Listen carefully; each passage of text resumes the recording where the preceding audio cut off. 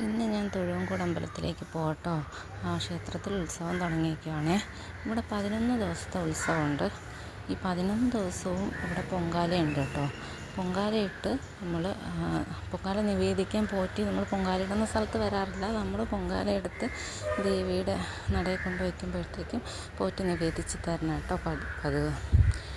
ഇവിടെയാണ് നല്ല രസമാണ് ഈ അമ്പലം കാണാൻ. ഒരുപാട് ബിംബങ്ങളുണ്ട് കേട്ടോ. അകത്തും പുറത്തുമായിട്ട് ഒരുപാടുണ്ട് കാണാൻ. നല്ല രസമാണ്. പിന്നെ എവിടെയെന്ന് വെച്ചാൽ ഉത്സവ സമയമായതുകൊണ്ടാണ് 11 ദിവസം നട തുറന്നിരിക്കുന്നത്. അല്ലെന്നുണ്ടെങ്കിൽ ആഴ്ചയിൽ 3 ദിവസമേ ഉള്ളൂ. ഞായർ, ചൊവ്വ, വെള്ളി.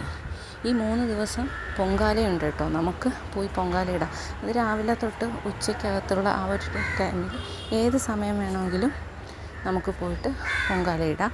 പൊങ്കാല എപ്പോഴും പൊങ്കാല ഇട്ടാലും നമ്മൾ പൊങ്കാലയായിട്ട് ദേവിയുടെ നടയിൽ പോയി എപ്പോഴും പോയിട്ട് നമുക്ക് നിവേദിച്ച് തരില്ല കേട്ടോ ചെയ്യുന്നത്. പിന്നെ ഇവിടെ എല്ലാ വർഷവും ഉത്സവ സമയത്ത് മ്യൂസിക് ഡയറക്ടർ എം ജയച്ചൻ സംഘം അവതരിപ്പിച്ചിരിക്കുന്ന ഗാനമേളയുണ്ട് കേട്ടോ. പിന്നെ ഇവിടെ കോഴിയെ നേർച്ചയായിട്ട് കൊടുക്കാറുണ്ട് ഈ അമ്പലത്തിൽ. പറ്റുമെങ്കിൽ ഒരു തവണയെങ്കിലും ഈ അമ്പലത്തിലേക്കൊന്ന് പോകണം കേട്ടോ. അകത്ത് ഒരുപാട് ബിംബങ്ങളും അവതാരങ്ങളും എല്ലാം കൊത്തുപണി ചെയ്ത് വെച്ചിട്ടുണ്ട്. നല്ല രസമാണ് കാണാൻ. ഇത് പുറത്ത് ചെയ്ത് വെച്ചേക്കുന്ന പ്രതിമ. ഇത് അവിടുത്തെ പ്രതിമകളാട്ടോ. പുറത്തുണ്ടാക്കി വെച്ചേക്കുന്ന പ്രതിമകളാണ്. നല്ല രസമായിട്ട് ഇത് പറയുമ്പോൾ വർക്കൊക്കെ ചെയ്തിട്ടുണ്ട്. കാണാൻ നല്ല രസമാണ്.